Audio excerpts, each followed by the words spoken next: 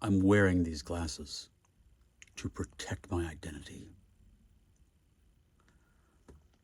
Because this is big. Literally, it's huge. I have no idea how I'm going to explain it in less than 10 minutes. But I'll start with the television. I have not watched television programming. I've watched YouTube and stuff on television. I'm not saying I haven't watched television. But I haven't sat down and watched programming on television, advertisements. I haven't watched any advertisements for 4 years. And I've noticed a change. I seem to be more excitable, seem to care more about things. I seem to take things more seriously, more kind of life or deathy. And it's laughable that people believe that, what they're talking about. I mean, it is so painfully obvious if you step away from the television, stop watching the news, the programming, for just a little bit. Get your news from somewhere else. They report the same kind of thing. Well, not anymore, but it's just wild, just lies. Anyway, I'm getting off track. I've started to feel that there was something weird the last couple of weeks. Not that I'm always like this, though. I think we all are. We've all been like this, on edge, since COVID, right? The isolation, the panic. And then I came across a study by a gentleman out of Stanford. This is probably like 10 years ago. And put it all together for me. Because there's no studies out there on television, on the effects of television. There's like a few on children, like on the effects of children, but they're inconclusive. What exactly are you looking for? That's my first question to these studies, these scientists that did the studies, because they're obviously bought and sold. The CIA and the elites have been mapping our brain since before World War II. That's close to 100 years. They had advertising essentially perfected, definitely by the 80s, probably by the 60s, to manipulate. And they only are getting better at it. It's now more science than science. The predictability of show a person this ad and Q. Okay, we got it set up all right. Show them the ad, 30 seconds. It's a 30 second, it's about, screw that. It's 15-second ad. I bet you lay out 8 things to eat or snack on, and I will predict with 100% accuracy what they pick every time based on the information I know about the commercial.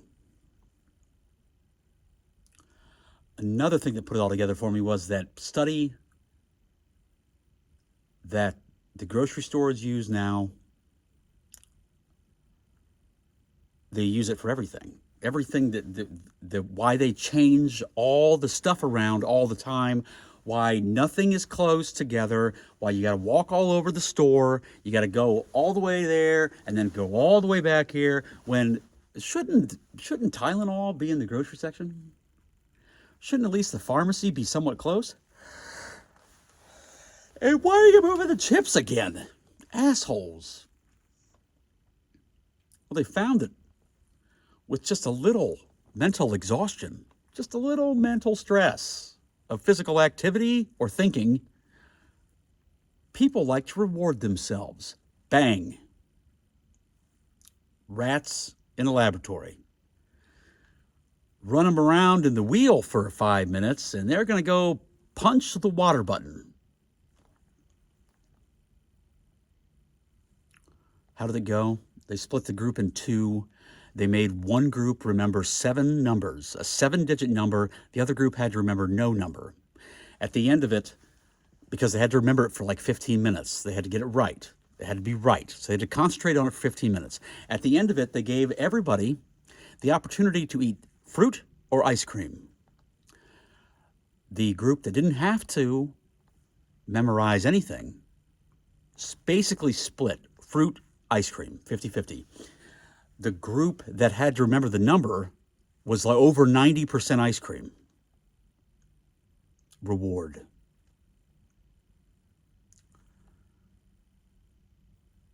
Then Jung, Carl Jung, the man who said my phrase, "You are your own worst enemy," also didn't theorize, he knew it, that the number one threat to humanity isn't a natural disaster, not so much war, not famine, not plague, mass hysteria. How do you get there? How do you get people to participate in dance mania? Does anybody know what that is? Also called St. Vitus's dance.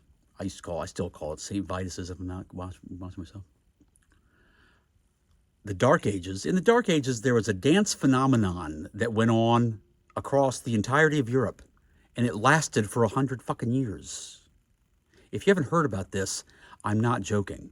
You should really look it up. It's absolutely bonkers. And I just have to assume that somebody started this as a joke, but maybe not. It might have had something to do with the devil. The devil! The devil's got a devil! At some point in time, somebody started dancing and couldn't stop.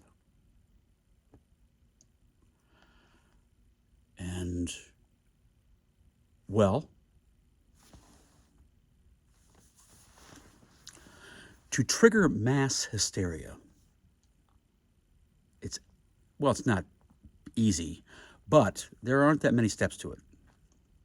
One, you have to flood your subject with negative emotions. So panic, stress, all the bad stuff. And it has to be intense and really unexplainable, because their body will continue to, they're under immense stress all the time. That's what it takes.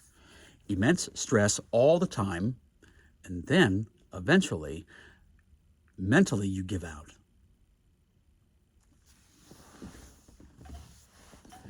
And your mind goes into what is referred to as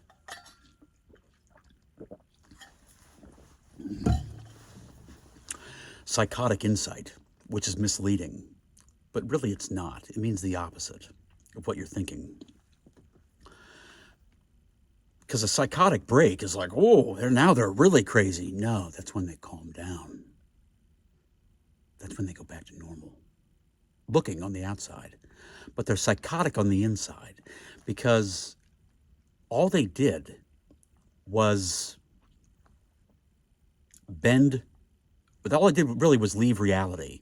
And they used whatever they could piece together so their brain could make sense of it. Because we have to have order.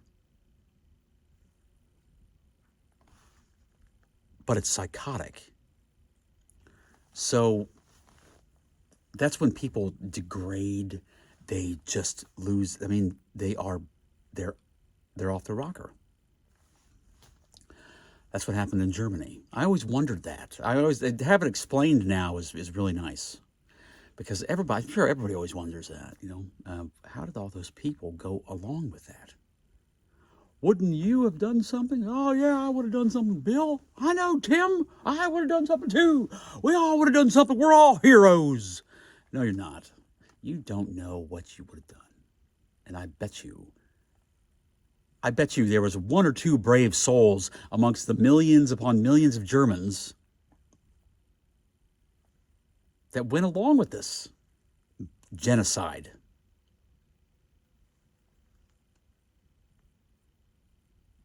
Speaking of totalitarianism, does anybody know what the one thing is you need to implement totalitarianism? It's called menticide. Menticide? It's the death of your brain. Not literally, figuratively. It's when you've given up. You've lost all will. You won't kill yourself. You've lost all will to live. You're just going to ride it out and be docile. Menticide. That's what you need for totalitarianism, because it is literally against the grain 180 degrees of human nature.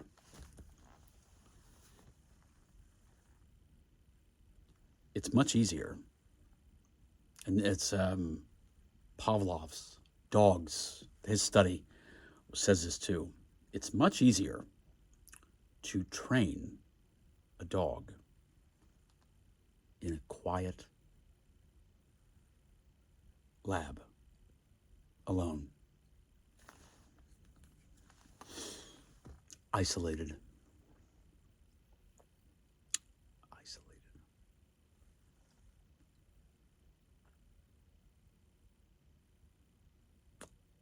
So, somebody know what I'm getting at? I'm going to say it once though. And I don't know if it's Project Blue Beam or High Beam or Sky Beam or whatever. I've seen it two different ways. I don't think I've seen it High Beam.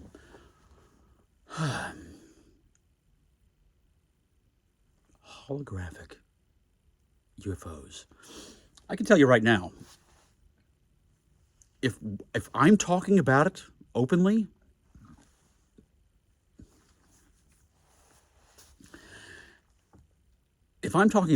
they're not going to do it. It's going to change its shape. You won't see this coming.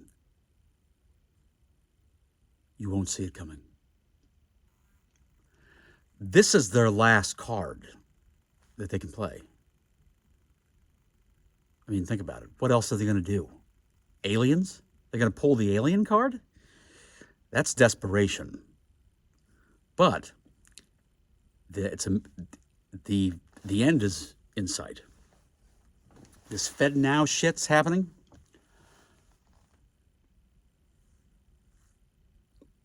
Everything has been building to this. And I know in that stupid flat earther video, I said something to the effect of, everybody thinks today is the day. But I've never seen clearer evidence that what is going on, because my mind made sense of it. Now, am I crazy or not? I don't know. But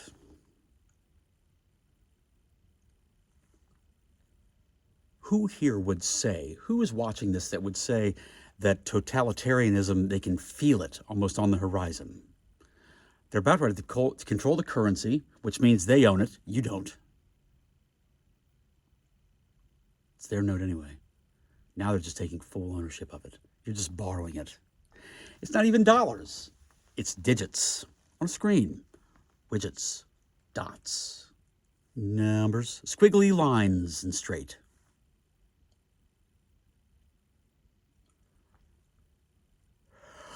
Once that goes away,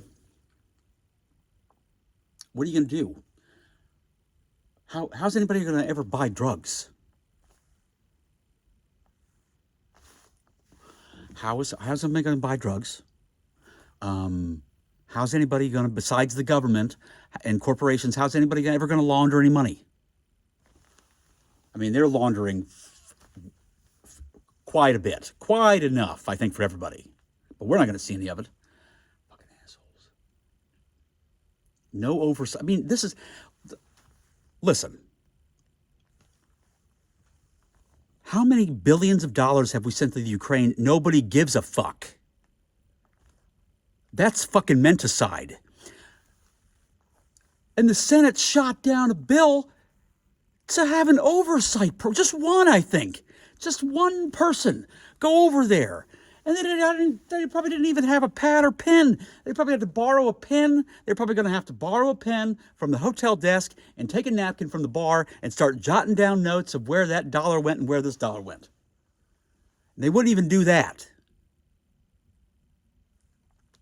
But by God, they have to know what we're doing on the internet 24/7. And if they catch us doing something bad, it's a 20-year prison sentence? Fuck them. I'll fucking jam that shit right down his throat. He's old and dead.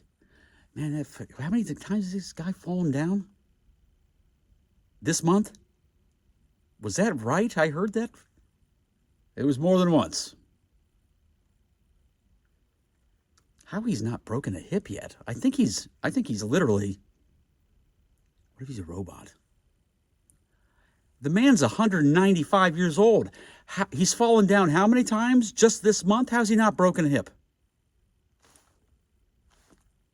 You know, that's what happens. When an old guy breaks a hip, that's over with. They're over with. It's done. It's done. They're going to the hospital. They're not coming out. Might as well put him in a wheelchair just like FDR. Wheel him around. Let him eat ice cream. Touch kids and women. It's creepy, dude. Creepy. Guy's a psychopath. Or was. Dementia ravages your mind. He's not even... He's like a shadow of his former self. Which, I don't think anybody really wanted to get to know that guy. What a dick. Super dick. I was hoping that he'd go down as like... He still could. The Nero of the American Empire. I think he can. I think he can. Menticide. From all this indoctrination. From the television to the Facebook. I mean, people, think about it. Why are there no studies published anywhere on the effects of the mental effects of advertising? And if there are, it's always a question.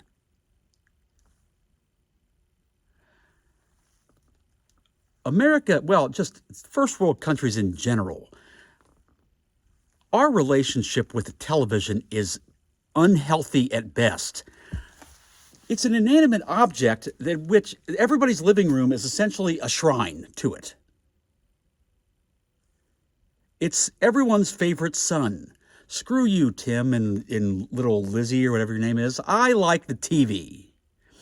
So I'm going to spend time with it again tonight. You two can go incest each other. I don't care. Just get it out. Don't get it. No, take it outside. I like the television. If I could, I'd marry it.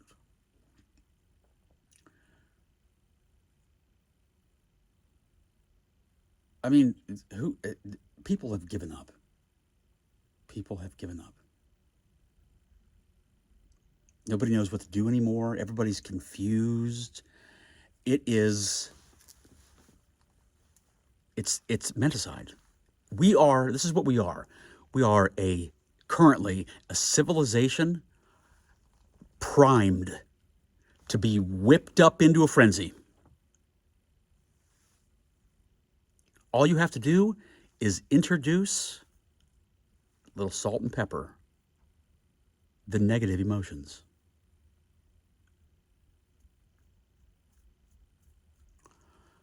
Introduce the negative emotions, and you will have people dancing in every square. I'm just figuratively. And they'll do whatever because they've had a break from reality. My luck will be the one that gets arrested. Be like, I want to go do some mayhem today. Just this one time, and then end up in jail. I'll be the only person in there. Like, how'd you get caught? So I'm the only one that's not suffering from menticide and brainwashing. Oh, what's that? Never mind.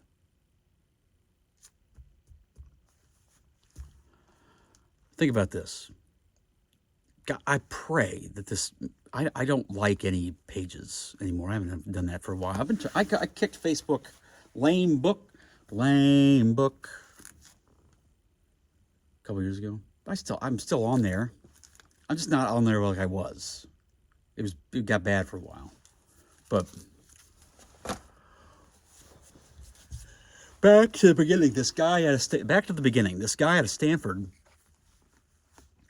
did a study just on likes. No nuance to it. No time spent here or there, accidental or backup, go forward, anything else. Just what pages you like. Let him see 10 likes, and he knows you better than a coworker. Let him see 150 likes, he knows you better than your mom. And at 300, he knows you far better than any spouse. And that's just from looking at what the pages are you have liked on the Facebook.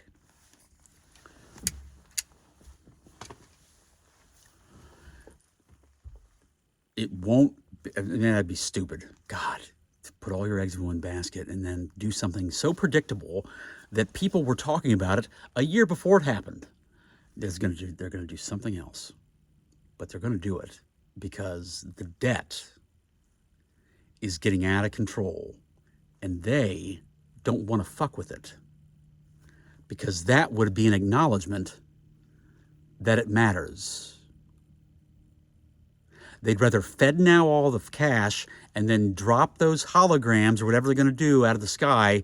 It'd be like Independence Day, Will Smith and Randy Quaid, and it's Hunger Games.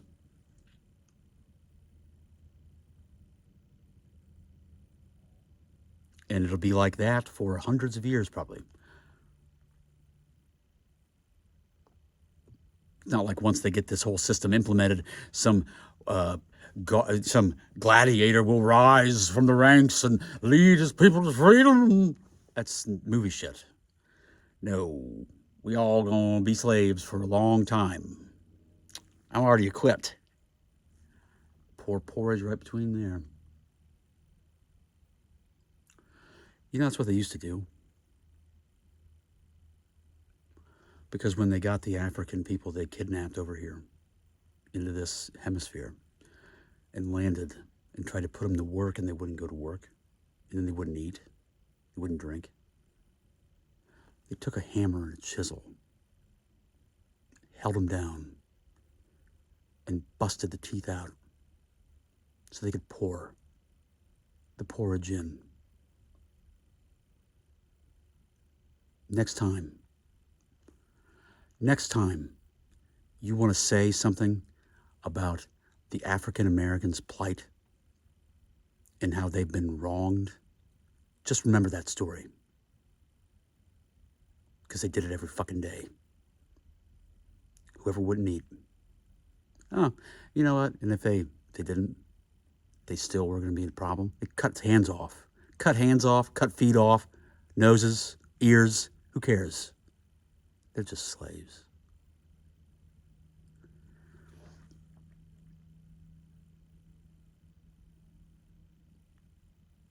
Another one? You want to hear another one? They rewrote the marriage vows in the later South to allow the slaves to feel like they were getting married. But it wasn't. It was based on distance. So if you were like, if your woman got sold, then you weren't married anymore, and that's how they justified it with God, their God. Nice. It's a nice God. Nice God. It's a cartoon man in the sky. I wonder if he looks like Colonel Sanders or Andrew Jackson. I bet he's like an old, wily, drunk racist, like Andrew Jackson, with like a beaten cane he walks with, you know.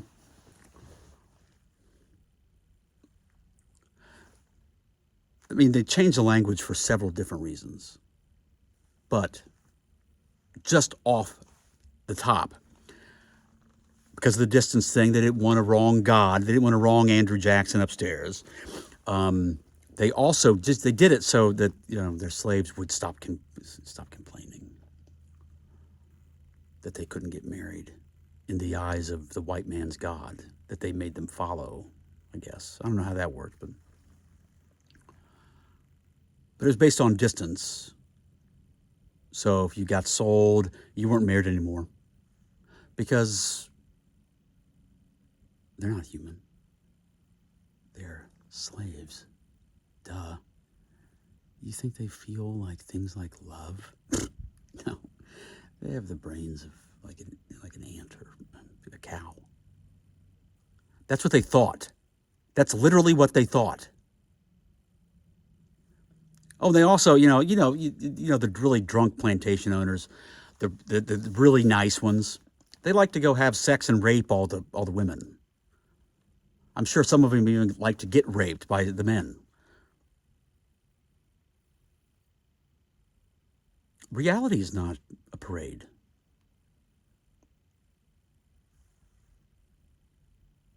It never was. And anybody who tries to make it a parade and whitewash it is setting themselves up for a tremendous fall. If you see, this is what they mean. This is what we all mean when we say soft men create hard times. Because we're creating soft men. We have been. I'm soft, comparatively speaking, to everybody that's come before me. I'm a big, squishy, fat softy with an attachment disorder or style. I have anxiety attachment style because of my mom being non-existent and abusive. So I'm like a girl in a relationship, essentially. I'm like a very insecure woman, or what the traditional sense or idea of that cast was. No, now it's me. I need constant reassurance. I'm highly emotional. I feel love like an obsession.